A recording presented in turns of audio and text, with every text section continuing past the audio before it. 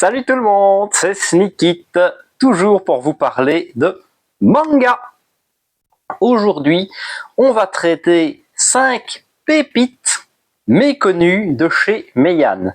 C'est-à-dire qu'on va éviter les grands classiques comme Kingdom, comme Grand Blue, et s'attarder à des petites séries que vous ne connaissez peut-être pas, mais qui, à mon sens, valent la peine. Alors, en top 5, nous avons Baltzar, la guerre dans le sang. C'est un manga historique, mais dans un univers inventé, qui se passe à l'époque des guerres napoléoniennes. Personnellement, en tout cas en manga, j'en connais pas d'autres qui sont dans ce style-là, sur cette époque-là en tout cas. Donc déjà, c'est un gros point positif. Le dessin, comme vous venez de le voir, hop, on remonte un petit peu, est plutôt pas mal du tout. Et l'histoire est très bonne, entre stratégie militaire, tout ça. Il y a un petit goût de Kingdom, justement, à ce niveau-là. Pourquoi en 5e position, malheureusement? Parce que ça doit être un manga qui ne se vend absolument pas, vu qu'on n'a plus de tomes depuis mai 2022, alors qu'on est resté à 12 sur 17, ce qui est un peu dommage. Maintenant, on ne peut pas reprocher à Meian d'optimiser les meilleures séries. Vu ce qu'il nous propose, ça reste un très bon éditeur malgré ses petits défauts. Que dire de plus là-dessus? Je ne sais pas. Alors, en 4e position, nous avons Unsung Cinderella. C'est un manga donc sur un thème de la médecine, encore un thème qui passe plutôt bien en manga, même si on n'en a pas beaucoup. Là, on a les Blackjack qui ressortent. Celui-là, déjà, a le côté intéressant de nous proposer le point de vue, non pas des médecins, mais des pharmaciens. Donc ce manga va traiter avant tout des médicaments et de la posologie. Alors évidemment, c'est le système de soins japonais. Donc c'est un peu différent de ce qu'on a chez nous, mais ça reste très intéressant. Une lecture que je vous conseille. On est en 8 tomes actuellement sur 11 en cours, et là le rythme de sortie est relativement correct. Hop là. En 3e position, on commence à attaquer du lourd, voilà, puisque celui-là, peut-être moi que vous en ayez entendu un peu parler, c'est Demon Lord et One Room Hero. On est dans l'idée des mangas un peu comme Frieren, où on suit un héros après qu'il ait vaincu le seigneur démon. Il rentre au pays, il fait sa vie, scandale, mauvaise pub, tout ça, et il devient un hikikomori. C'est-à-dire qu'il vit reclus dans sa chambre, comme un gros lait, hein, bon, il s'occupe plus de lui, il se promène en slip toute la journée. Et le seigneur démon, qui est le petit personnage qu'on voit ici, qui se dépêche de se réincarner pour le match retour, lui tombe dessus et est tellement déçu que plutôt que d'essayer de l'affronter, elle va essayer de le remettre dans le droit chemin. C'est plein d'humour, et ça se la joue comédie romantique au final. Donc plutôt un bon petit récit. Pareil, on en est où à celui-là? Voilà, 7 tomes sur 10, le rythme de publication est plutôt bon aussi. En seconde position, un de mes gros coups de cœur, maintenant, c'est comme Grand Blue. Si vous êtes sensible à l'humour, ça va marcher. Si cet humour-là n'est pas votre truc, passez votre chemin, ça ne vous plaira pas. Comme ça, moi, je suis honnête. Et c'est Uzaki-chan Wants to Hang Out. Vous avez l'animé, pour ceux qui ne connaissent pas, pour vous faire une idée. C'est de la comédie romantique, avec cette fille qui a comme argument de mesurer 1m20 avec une énorme paire de boobs, et son copain, qui est plutôt aussi un reclus solitaire, uni par la passion des jeux vidéo. Évidemment, elle lui court après, lui ne s'en rend pas compte, elle passe son temps à l'embêter. C'est plein d'humour, un peu axé sur le cul aussi, et les personnages sont exceptionnels. La relation avec sa mère est juste fantastique. puisque c'est rempli de quiproquos, où la mère qui passe son temps à regarder des séries télé pense que le jeune homme veut se la faire, alors que lui, il vient juste pour caresser les chats. Moi, c'est vraiment le type d'humour que j'adore, et c'est parmi les séries que j'étais le plus content que Meian sorte. Donc franchement, si vous aimez les comédies romantiques, beaucoup d'humour, beaucoup de sous-entendus, c'est fait pour vous.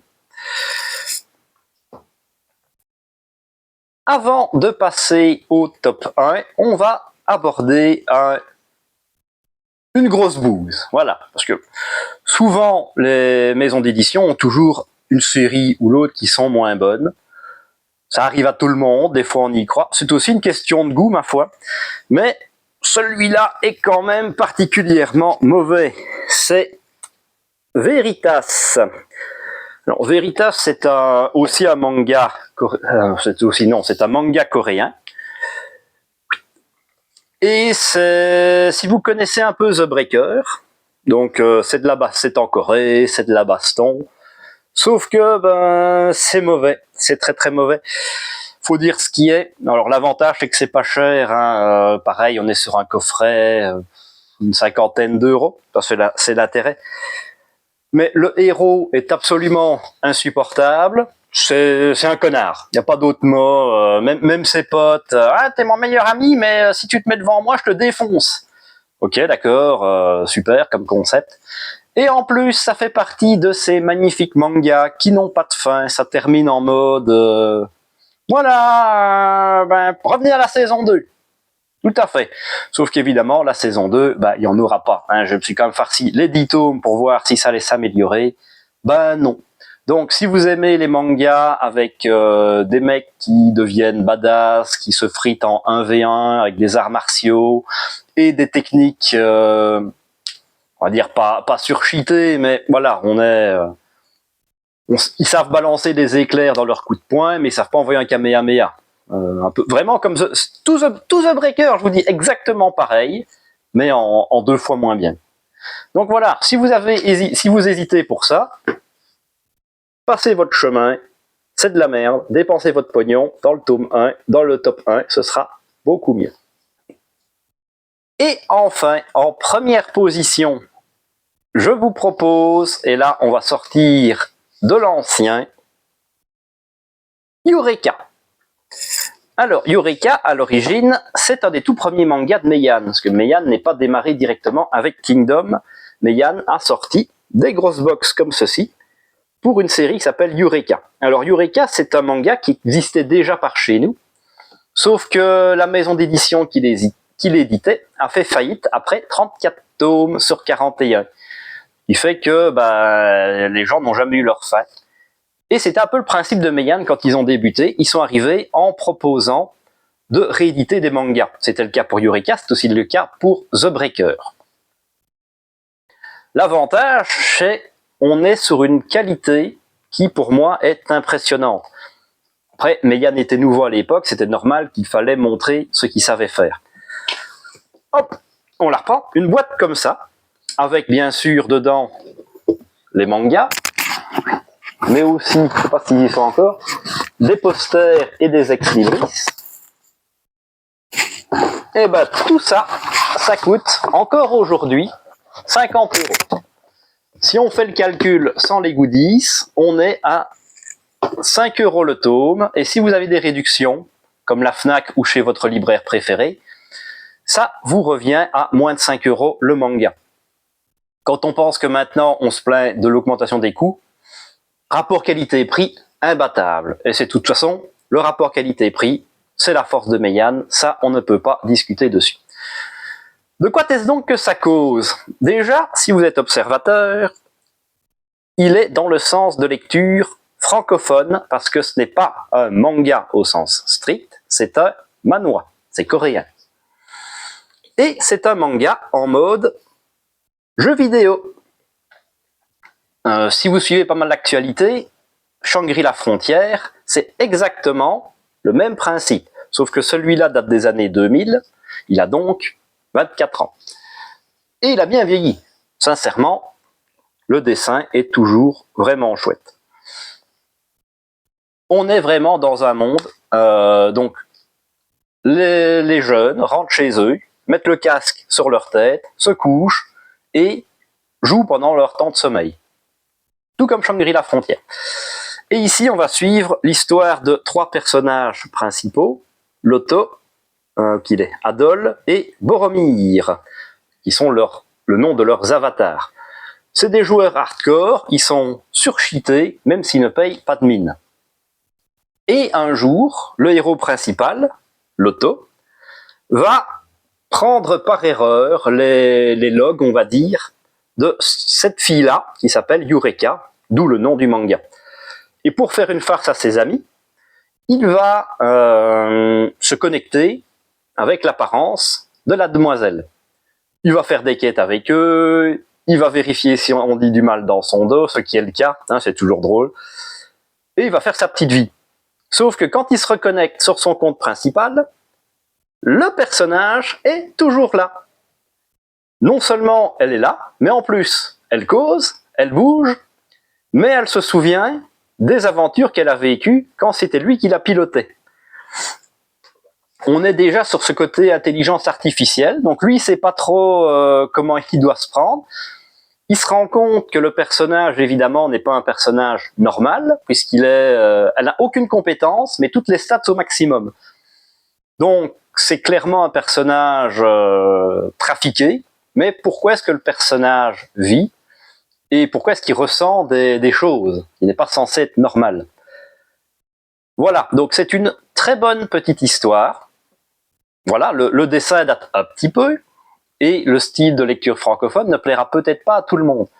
Si vous avez l'occasion de le découvrir, sachez que la 4e et dernière box, qui viendra conclure l'histoire, va arriver dans le courant de l'année. Aux dernières nouvelles de Meian, ça devrait arriver, enfin, l'annonce de la sortie devrait arriver en avril. Voilà. Si vous aimez le jeu vidéo, c'est très bien pour vous et c'est vraiment un des piliers fondateurs du genre à l'époque. Voilà. Si cette vidéo vous a plu, n'hésitez pas à lâcher le petit pouce bleu. Ça fait plaisir pour soutenir. Si vous avez vu ma vidéo précédente, ici c'est la 2e, n'hésitez, j'ai essayé d'améliorer, j'ai un micro, le plan m'a l'air quand même plus joli qu'à la webcam, donc on essaye de s'améliorer. Voilà, je suis preneur encore de vos conseils dans les commentaires.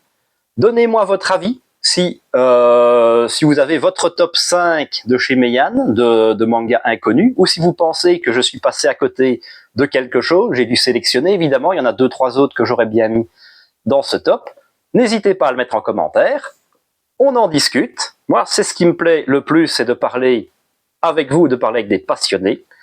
Et en attendant la prochaine vidéo, je vous dis à la prochaine!